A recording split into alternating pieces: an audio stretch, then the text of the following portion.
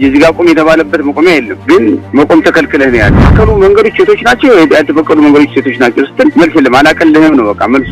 ለተለያየ ወጪ ለተለያየ እንግልት እየተዳረገ ስለሆነ ጅቡቲ ሄደህ የምትከበረው እዚህ እውነት ትዋረዳለህ። ለምን እንደሆነ አይገባኝም። ሹፌር ማህበር ይሞከራል፣ ሁሌ በየጊዜው ይጀመራል፣ ይሞከራል፣ ግን ምንም አፈጻጸም የለውም። አዲስ አበባ ከተማ ግን የተሰጠ ነገር የለም። ምንም በቃ የተወሰደም እርምጃ የለም። ስራም አይሰሩም። ህግ አስከባሪዎቹ የልህ ነው የሚሰሩት። ሹፌሮችን ለማስቀየር ነው እንጂ ህግ ለማክበር አይደለም የሚሰሩት። ትራፊክና የመንገድ ትራንስፖርት ባለሙያዎች ደግሞ ያከብሯቸው እንኳን አይችሉም። ለዘመናት ለውጪ ገቢ ምርቶች የጀርባ አጥንት በመሆን እያገለገለ ያለው የትራንስፖርት ዘርፍ በርካታ ሮሮዎች ይሰሙበታል። ከቅርብ ጊዜ ወዲህ ደግሞ የከባድ ተሽከርካሪ አሽከርካሪዎች ላይ የሚደርሱ ጥቃቶች እየተበራከቱ መጥተዋል። በዚህም ምክንያት ሰርተን መኖር አልቻልንም የሚሉ ድምጾች በተደጋጋሚ እየተሰሙ ይገኛሉ። ከዚህ ቀደም በተለያዩ ክልሎች በተዘረጉ ኬላዎች ምክንያት ላልተገባ ወጪና መስተጓጉል እየተዳረጉ መሆናቸውን መግለጻቸውን ተከትሎ መንግስት ማስተካከያዎችን የወሰደ ቢሆንም አሁንም ችግሩ ሙሉ በሙሉ ተፈቷል ማለት እንደማይቻልም ይገለጻል። ምንም እንኳን በየአካባቢው ያለውን ኬላዎችና መስተጓጎሎችን አልፈው ወደ መዲናይቷ ቢገቡም እዚህም ፈተናችን ሊቆም አልቻለም ያሉ የከባድ ተሽከርካሪ አሽከርካሪ ለጣቢያችን ቅሬታቸውን አቀርበዋል።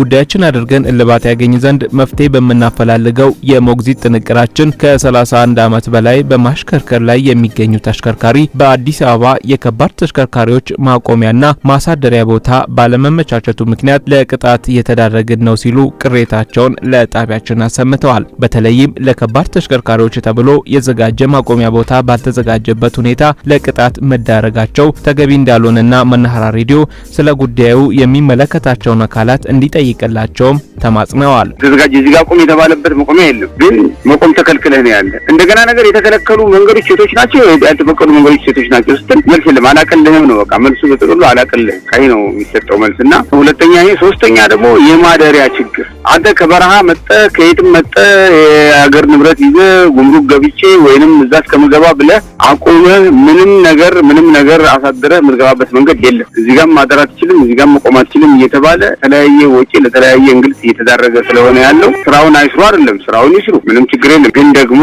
እንደዚህ ባማረርና እንደዚህ ባሰላቼ እንደው ስራውን ሙያውን እስከምጠራው ድረስ እንዴት የደረሰ ጅቡቲ ሄደህ የምትከበረው እዚህ እውነት ትዋረዳለህ። ለምን እንደሆነ አይገባኝም። ሰው ሀገር ላይ ሄደህ ግን ወንበር ካላገኘው ካልተነጠፈልህ መቆሚያ ካላገኘው መታጠቢያ ካላገኘም ብለን ያ መብትም እየተደረገልን ያለ። እዚህ ጋር ደግሞ ያለው ነገር ከላይ እስከ ታች አንተነት ግን የሚያወርድ ነገር ነው የሚደረገው ያለና የሚመለከተው አካል እንደው አንድ ነገር ቢለው ሀይ ቢለው የከባድ አሽከርካሪዎች ማህበር መሰል ችግሮችን ለመፍታት ጭምር ነውና የተቋቋመው የተባሉ ቅሬታዎችን ለማህበሩ አቅርበዋል ወይ? ካቀረቡስ ማህበሩ ምን አይነት ምላሽ ሰጣቸው? ያልናቸው ቅሬታ አቅራቢያችን ማህበሩ ሙከራዎችን ከማድረግ ባለፈ እስካሁን መፍትሄ ሊያመጣልን አልቻለምም ብለዋል። ሹፌር ማህበር ይሞከራል፣ ሁሌ በየጊዜው ይጀመራል፣ ይሞከራል፣ ግን ምንም አፈጻጸም የለውም። የሚከራከረውም ለማን እንደሆነ ጥግ ድረስ መሄድ አይችልም። ለምን? በምንም ነገር የታቀፈ አይደለማ።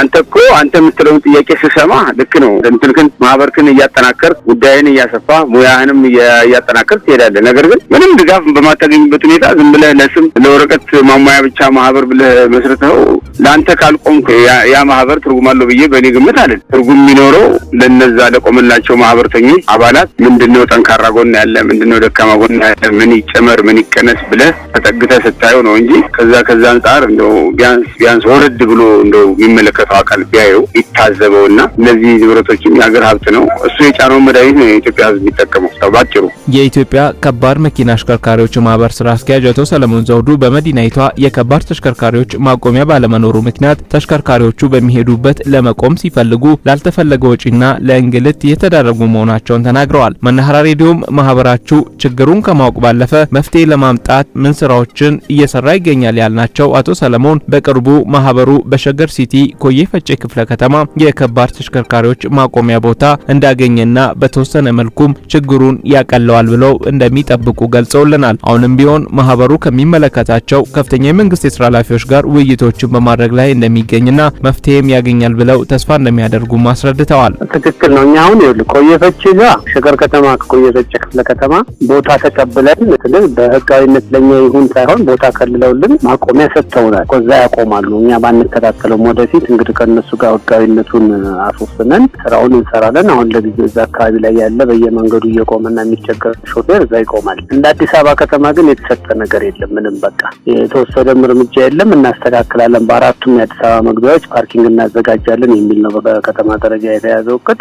እኛ ከላይ ከትራንስፖርትና ሎጂስቲክስ ሚኒስቴር እስከ ታች ድረስ ካሉት አካላት ጋር ተነጋግረናል። ይሄ ነው መልሳቸው። የተዘጋጀ ነገር ሳይኖር ክልከላ መኖር የለበትም። የመረጋጋት ስራ የማይሰሩም ህግ አስከባሪዎቹ የልህ ነው የሚሰሩት፣ ከህግ ውጭ ነው የሚሰሩት፣ ልህ ነው የሚሰሩት። ሹፌሮችን ለማስቀየም ነው እንጂ ህግ ለማክበር አይደለም የሚሰሩት። ብዙ ቦታ ስለተከታተልናቸው ነው እንጂ ይዘው የሚመጡት የሀገር ሀብት ነው፣ የጠላት ሀብት አይደለም። ኢትዮጵያኖች ናቸው። ከበረሃ መከራቸውን አይተው ነው የሚመጡት። ሰባ ከተማ ገባን ሲሉ እንደዚህ አይነት ፈተና ሲፈጠር ትራፊክና የመንገድ ትራንስፖርት ባለሙያዎች ደግሞ ያከብሯቸው እንኳ አይችሉም። ይህ እነሱ የያዙትን ፓድም እነሱ የለበሱትንም ልብስ ሁሉ ይዘው የሚመጣው አሽከርካሪው ነው። በአዲስ አበባ ትራፊክ ማኔጅመንት ባለስልጣን የትራፊክ ቁጥጥርና ሁነት አስተዳደር ዳይሬክተር አቶ አያሌው አቲሳ በበኩላቸው ጥያቄው ተገቢ መሆኑን በማመን ከተማ አስተዳደሩ አሁን ላይ በመዲናዋ ለሌሎች ተሽከርካሪዎች የመቆሚያ ፓርኪንግ ላይ በስፋት እየተሰራ መሆኑን በማመላከት የከባድ ተሽከርካሪዎች ጥያቄ ተገቢነት ያለው ነው ብለዋል። ከቅጣት ጋር በተገናኘ መሰል ከህግ አግባብ ውጪ ቅጣቶች የሚያጋጥማቸው ከሆነ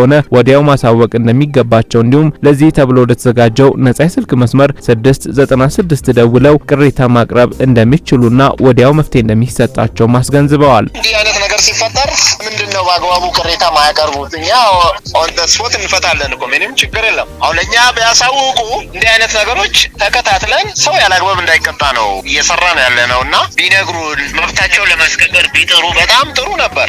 ቦታው ከተለየ ማን እንደሆነ እዛው ተዳርቶ ያለው ነገር እንዲስተካከል ይደረጋል። ምንም ችግር የለም። እኛ ልጆችም ቢሆን በብዙ ሶሻል ሚዲያ በተለያየ መገናኛ ብዙሃንም ስሜታዊ ናቸው ይባላል። ብዙ ነገር ይነሳል። ለምንድነው ስሜታዊ የሚሆኑት የሚለውንም ነገር ማየት ያስፈልጋል። ደንብ ተላላፊው መብት አለው አይደል? በተመሳሳይ ተቆጣጣሪው መብት አለው።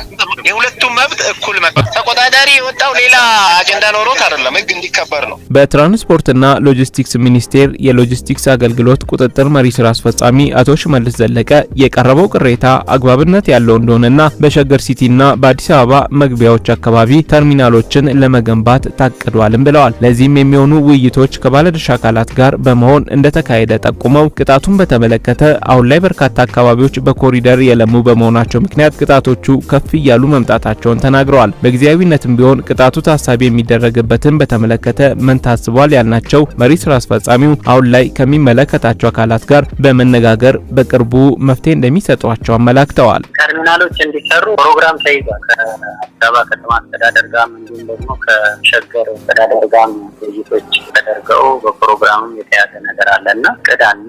ፕሮግራም ተይዞበት እየተከደበት ነው ያለው። ሸገርም እንደራሱ ያሰበው ነገር አለና ፈንክሽናል የሆኑ ተርሚናሎች ባይኖሩም እንኳን በዛ ልክ ስራዎች እንዲሰሩ ፕሮግራም ተይዞ እየተከደበት ያለው ጉዳይ አለ።